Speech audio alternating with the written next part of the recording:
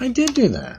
Hey, how you doing? It's Pastor Dave here. I'm going to talk another sermon about religion and faith. Just for the record, there's my certificate of ordination. Understand, I consider myself a faith pastor, not a religion pastor, a religious pastor. I am not here to bolster a particular religious line of thinking.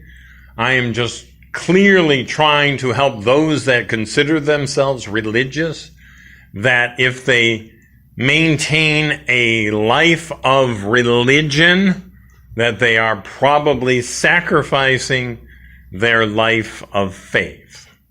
I make the distinction. I think it's an important distinction.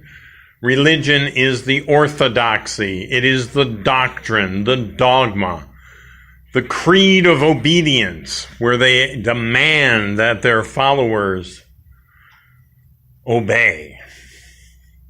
Whereas the faith, that's the personal relationship you have with the divine. And in my case, that divine is identified as Christ.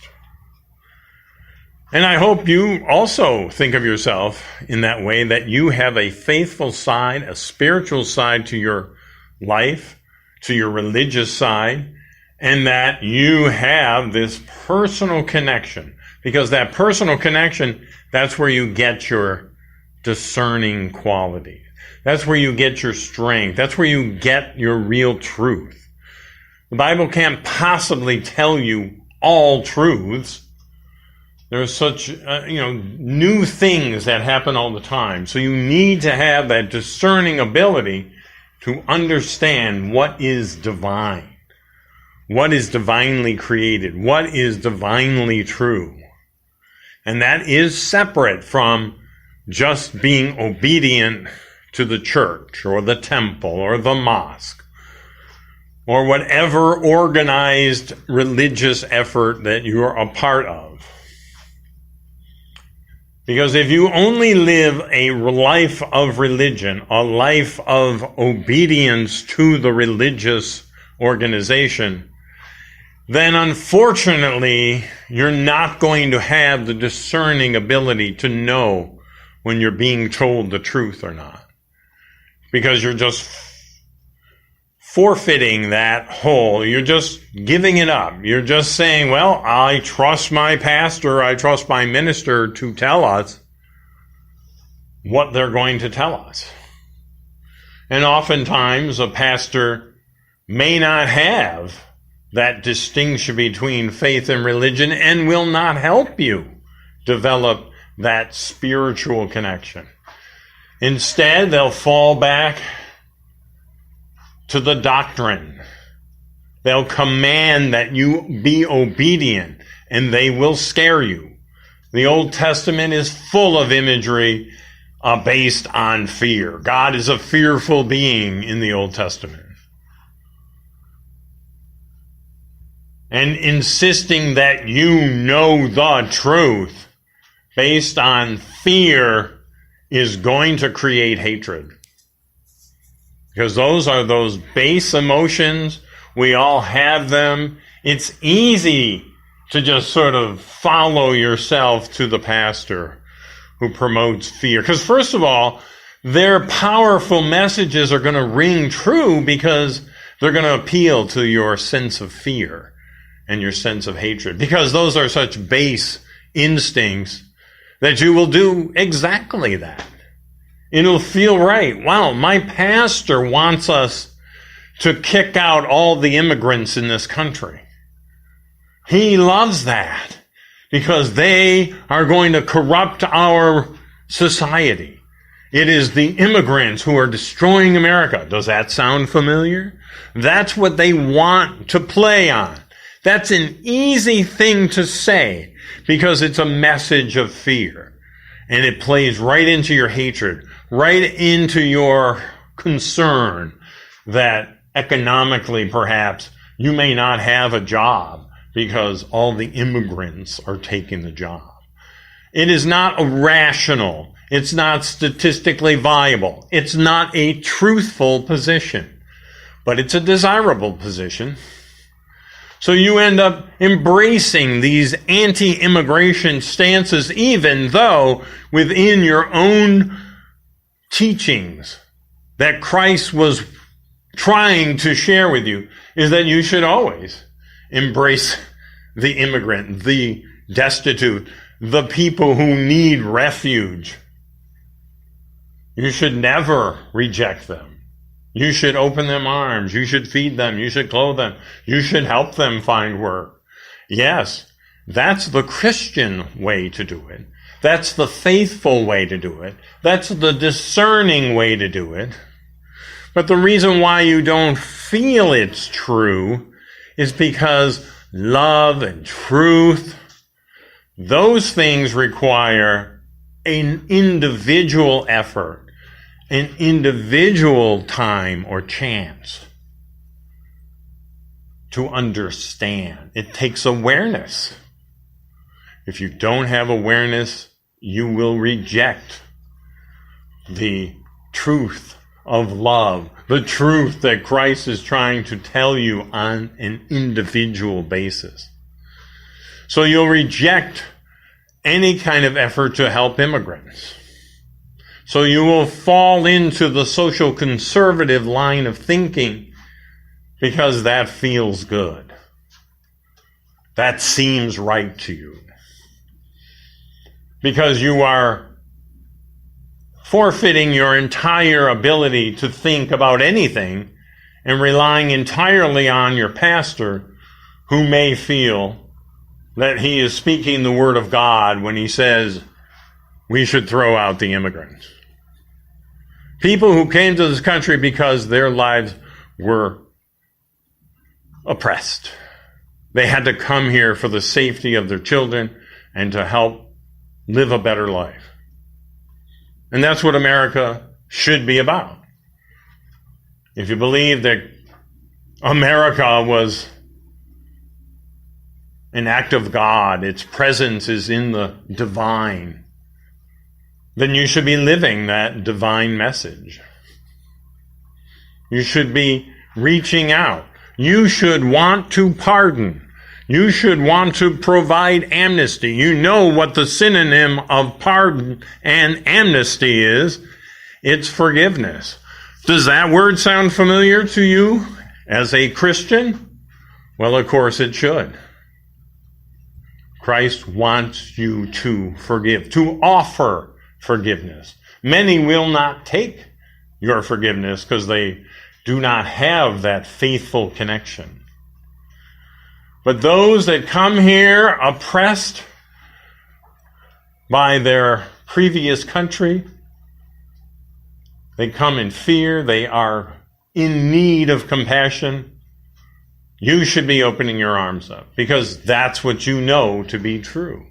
That the compassion is the truth, not the exportation of these people, but actually helping them assimilate, adjust, survive in this country. That's what a good Christian should do. That's what you need to do. You should want to do that because it's in your heart. But somehow, a social conservative agenda has infected your religious teachings, and now you are embracing a politics of fear and hatred to say, no, we do not want immigrants here. You should feel the contradiction of that. You should know it. If you don't know it, you should at least sense something is not right. I know Jesus talks about forgiveness. Is this a time where we should be forgiving? The answer is yes. You should most definitely want to, because you know it's an expression of love, and that will further strengthen your connection with Jesus in the divine, or the divine. Again, Jesus is not the only connection to the divine. I want to make that clear. The divine happens all the time, and the connection to it everywhere. There's no monopolizing of the divine through Jesus only. That's another one of Christians' mistakes. That not only do they think they're thinking the right thing by, for example, kicking all the immigrants out, but that somehow their way of thinking is the only way of thinking, or their way of believing is the only way of believing. And that there's no way that anyone else could ever have a divine or spiritual sensibility because they don't have Christ. And I'm questioning whether you have Christ in your heart if you have this kind of social conservative agenda to reject immigrants, for example. Another good example of Christians thinking they're being Christians, but they are not, is the issue of abortion. Now, I know your first reaction would be, hey, we've got this. God told us, thou shalt not kill. So we are protecting the only people that cannot protect themselves, and that is the unborn. Because the life of the unborn is miraculous. And we can pit all of our hopes and dreams into hoping that when they are born, they will live and become great human beings and will help us become better human beings. Except you don't want to help the baby once the baby's born. You only want to help the baby so the point that the mother does not kill the baby. That's a problem.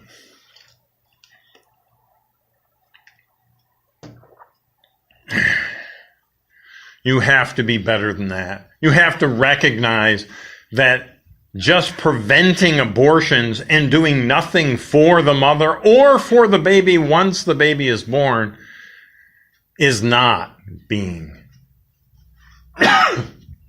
Christian. This is not something that you should feel is right. You should be intensely invested into the mother's life as well.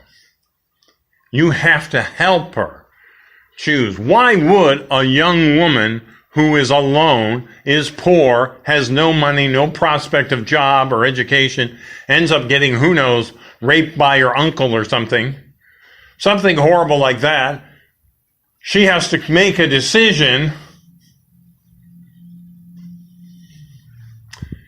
And guess what?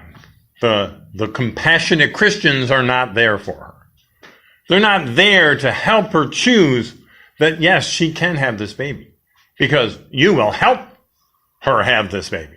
You will not only help her have the baby, but you'll help her take care of the baby so that the mother can take care of the baby on her own. And you'll provide whatever social support you can. But apparently that's an offensive idea.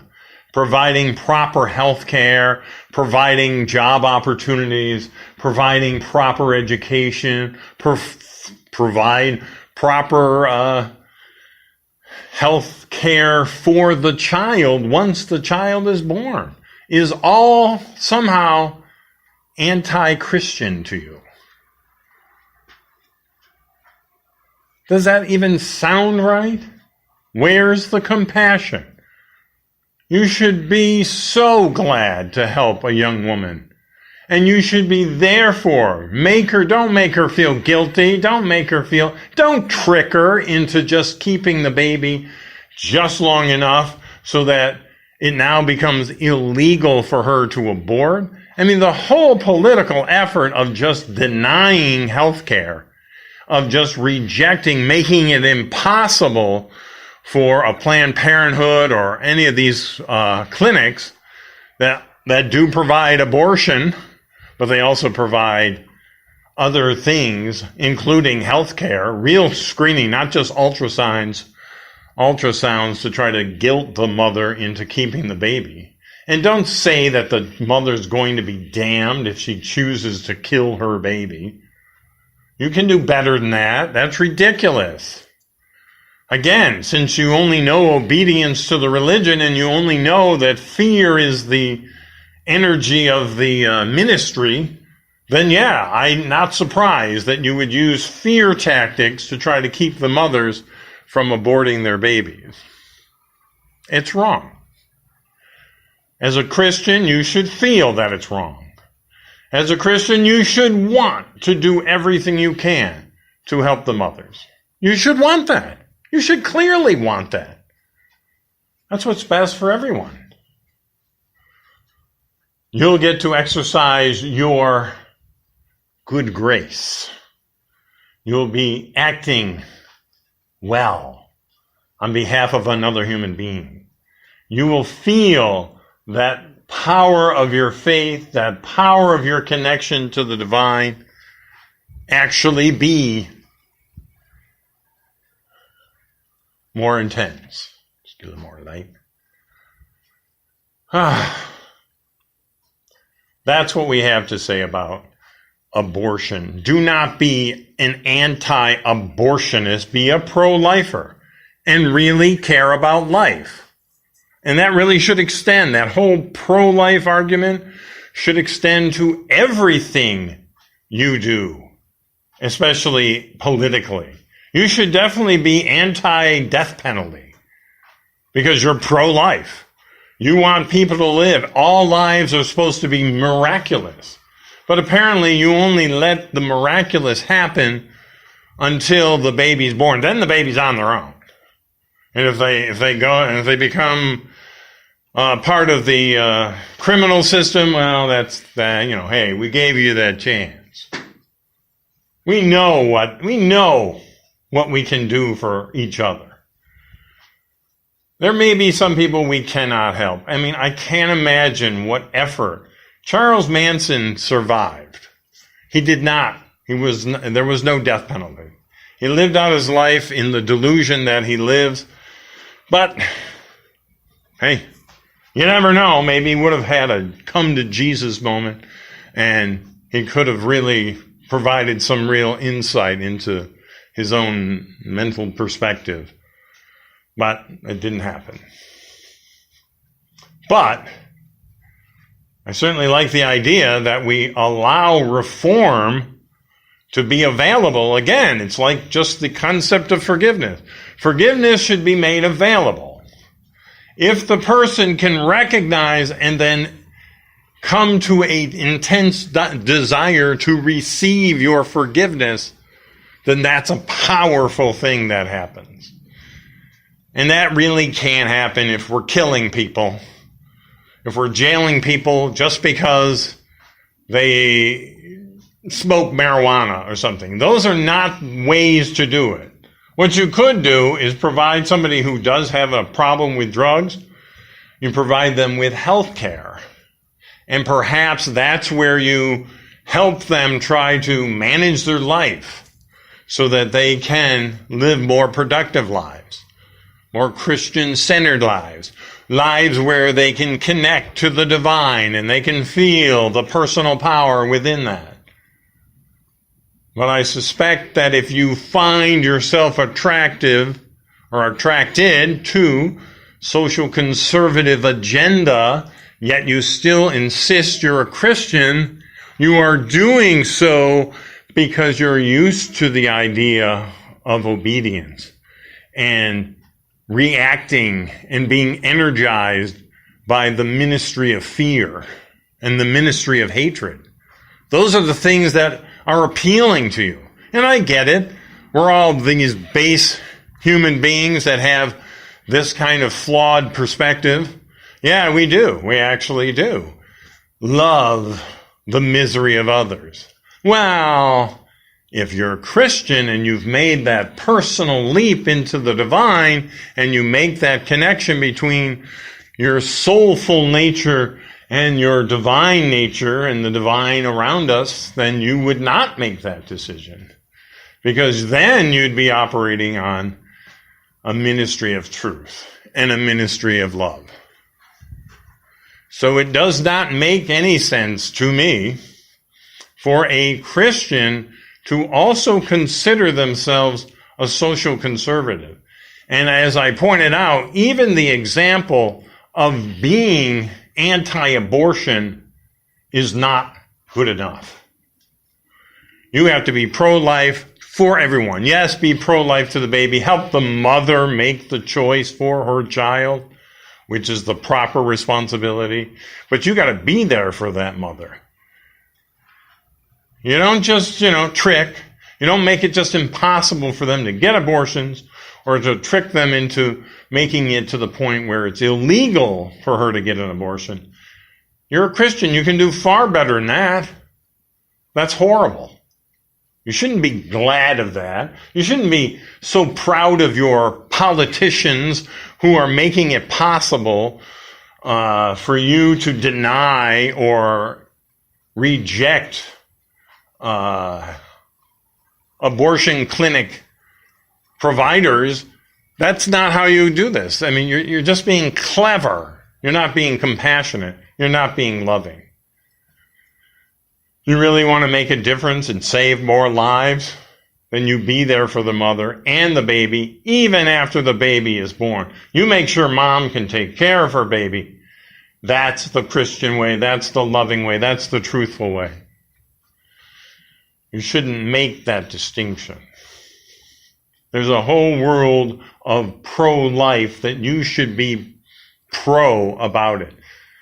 Including, yes, the idea of being anti-global warming, like you think this is some kind of joke. That's just telling you do not want to take the responsibility of being or having dominion over God's creation. If you really are pro-life, then you should want a better world, not only for the people, but in practical terms. Make sure our world is cleaner. Make sure our world is free of disease, is free of economic oppression, is free of human rights violations. We want all of that should be your agenda. There shouldn't be anything about the social conservative agenda and your Christian faith, your Christian relationship with Christ that should go hand in hand. They just don't. None of that works for you. At least it shouldn't. Because if you still maintain the obedience to the religion and not to the personal, faithful relationship you have with Christ and the divine, then you really are never going to be anything but a political member of society, and your politics will be the politics of hatred and fear. And I know that may upset you. It's fine. No problem. If you really want to yell at me, you can. You can write to me. My email, monkliving@gmail.com. That's monkliving@gmail.com. Remember, I'm Pastor Dave. I thank you for listening. I want you to live in faith, not religion. Faith is where truth is, not religion. Talk to me. Thank you. Have a good day.